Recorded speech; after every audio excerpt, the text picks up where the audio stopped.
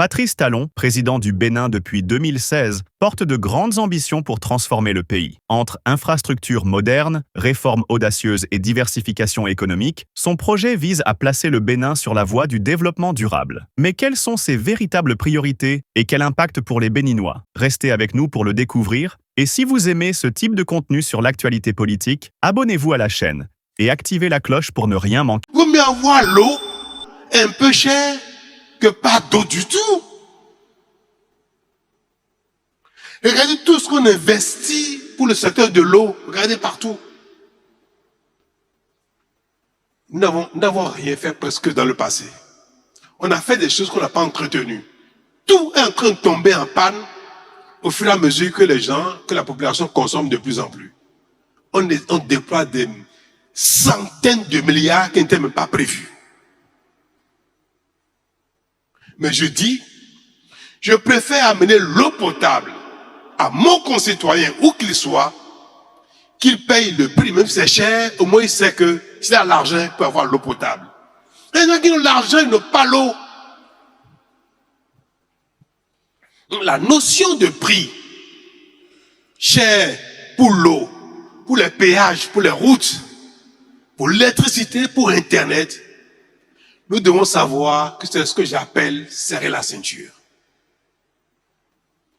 Serrer la ceinture, ce n'est pas le fait que quelqu'un ne soit pas payé de son argent, de ce qu'on lui doit, de son salaire, qu'on en prenne à quelqu'un plus qu'il n'en faut. C'est aussi capable de payer le péage, parce qu'en payant le péage, on peut entretenir les routes.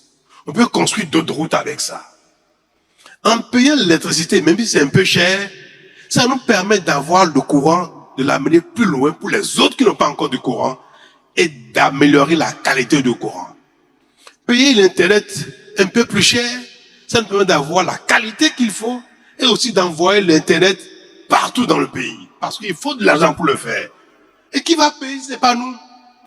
Donc le prix que nous payons, même cher, est destiné à satisfaire les besoins que nous avons. C'est notre moyen de financer l'investissement et de financer l'exploitation, de financer l'entretien.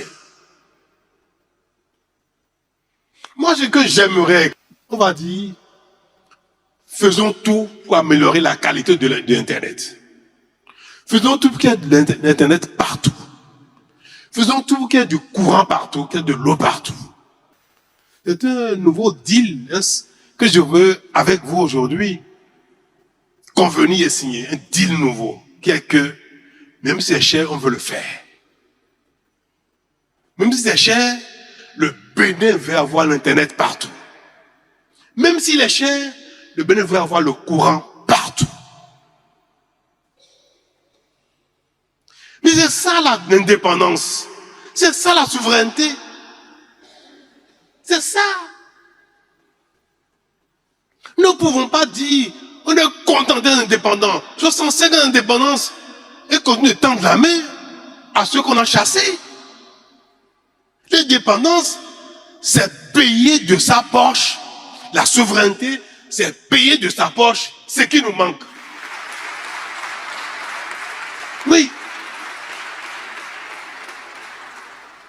65 ans après, nous devons être capables, même si c'est cher, d'avoir l'eau, l'électricité, Internet, les routes, la santé, l'école, la formation technique professionnelle. Même si c'est cher n'importe comment, on va vendre tout ce qu'on a pour avoir ça s'il faut. Parce que c'est important pour nous. Parce que c'est nous-mêmes qui devons financer ça. Et si on ne le fait pas, on n'aura jamais. Ce qui nous a manqué aujourd'hui manquera à nos enfants. Ce qui nous manquera aujourd'hui manquera à nos petits-enfants. Si nous refusons de faire les efforts qu'il faut. Ça va limiter notre développement de notre entreprise, de notre PME, de notre atelier, ça va limiter le développement. Mais si on réussit à le faire en qualité, et que aussi le courant va partout dans les plus petits villages, les gens ne seront plus tenus de venir à côté de nous travailler parce qu'ils aussi ont le courant là-bas. Et je vais me développer moins parce que je perds trop le courant.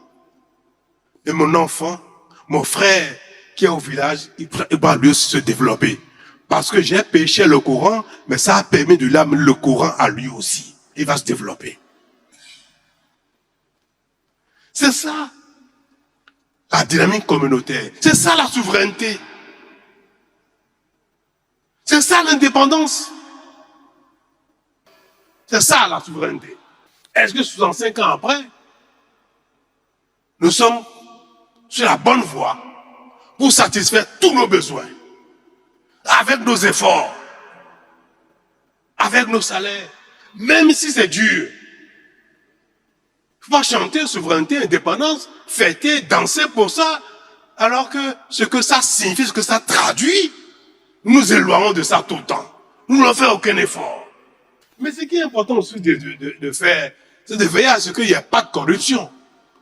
Si on prend vos impôts, on prend les dettes, et qu'on les détourne, on les bouffe, on en fait n'importe quoi, ça c'est grave.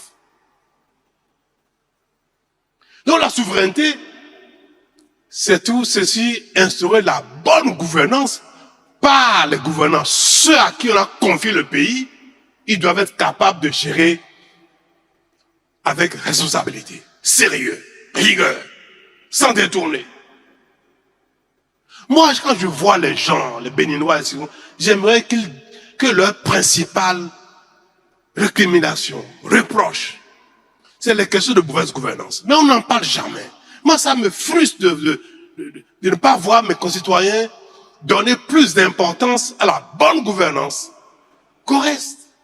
Le développement économique passe par l'effort nous-mêmes, la collecte de nos moyens, mettre ensemble nos moyens et bien les gérer. Et bien les gérer. Donc, lutter contre la corruption, lutter contre la mauvaise gouvernance et critiquer, faire attention, réprimer les détournements des ressources. C'est dans cela que je voudrais vous rassurer de ce que la loi, pour conclure, si il y a des aspects qui ne sont pas encore suffisamment incitatifs pour l'investissement, au contraire, il faut rajouter ça. Donc je vous demande de M. Guntop de réfléchir pour voir qu'est-ce qu'il faut rajouter à la loi pour que ce soit encore plus incitatif pour l'investissement. On veut que les Béninois ne quittent pas ici pour aller investir ailleurs. Regardez ce qu'il faut enlever encore pour favoriser l'investissement. Ne regardez pas ce qu'il faut rajouter pour contraindre l'investisseur.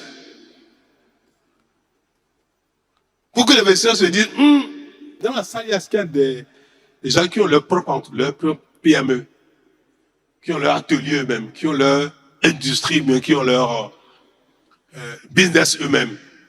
Vous, n'est-ce pas?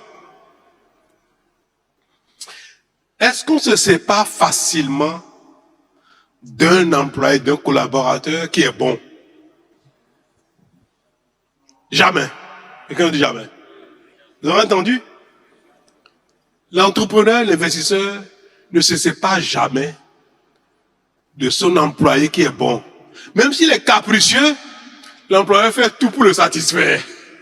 Et ça, c'est une donne importante. Les entreprises, les fermes, les PME, l'atelier, celui qui a son salon de coiffure. S'il y a une coiffeuse qui est là, qui est très bon, elle a la dextérité, tout le monde vient et on veut que ce soit elle qui coiffe.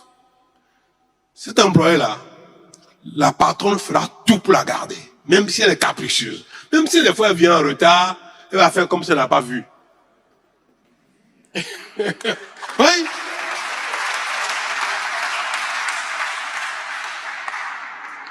Ce qui sécurise l'emploi, c'est la qualité de l'employé. C'est pas les tests pour le protéger. C'est la qualité. Et ce qui fait le développement, c'est la qualité des prestations. Pour se développer, que chacun soit bon, il sécurise sa place. Celui qui n'est pas bon, C'est lui, on ne se sépare facilement de lui.